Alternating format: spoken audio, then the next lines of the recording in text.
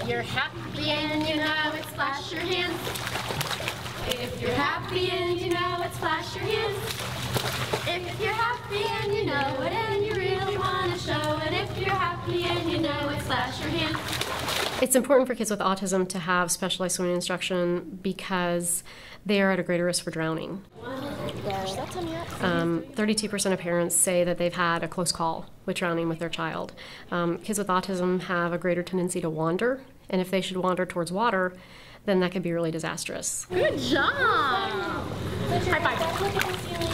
Nice. It may be different for different kids, but certainly a lot of parents have said that their kids who have autism are drawn to the water, which makes it even more important to have them know how to swim and be safe in the water. My name is Sam Stillwell, and I have 3 sons, Sam, Joshua, and Daniel. My oldest 2 sons are autistic. My youngest son is on the spectrum. He's shown strong autistic traits.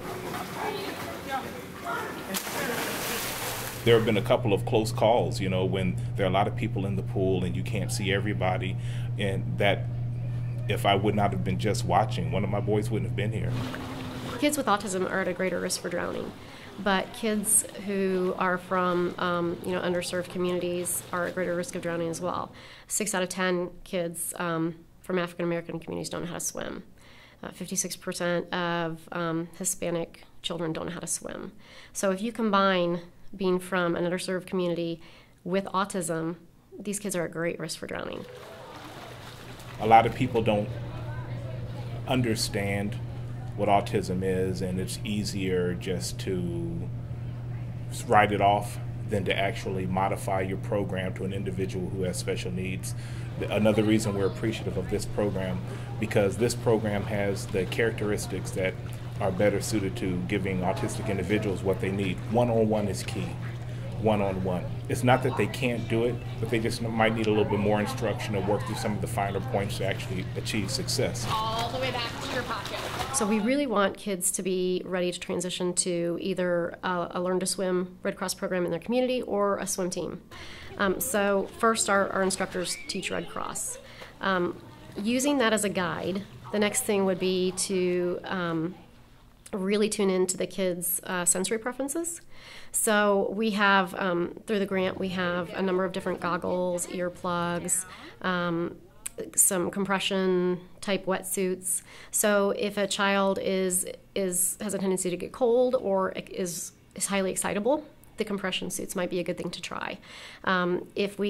With the different goggles, we can try several different pairs to find some that they'll tolerate, because a lot of kids with autism won't tolerate goggles on their face. And once they have them on, then it opens a whole new world under the water. This is the 5th time that the 5th session that we've attended, and my boys are swimming. My boys are swimming. When they started, they couldn't swim.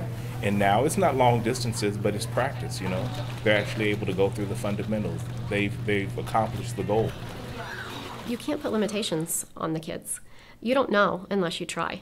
You know, the first time I look at a child, what I might see is someone who appears withdrawn, is not making eye contact, doesn't want me to touch them. But after they become familiar with me and after we work together, that individual may be swimming across the pool on their own. And if I looked at that child and thought, oh, they can't do it, then they wouldn't do it. But if I look at that child and think, okay, I'm going to try this, and if this didn't work, I'm going to try this a different way, then they do. They rise to the challenge, and you can't put limitations on people with autism.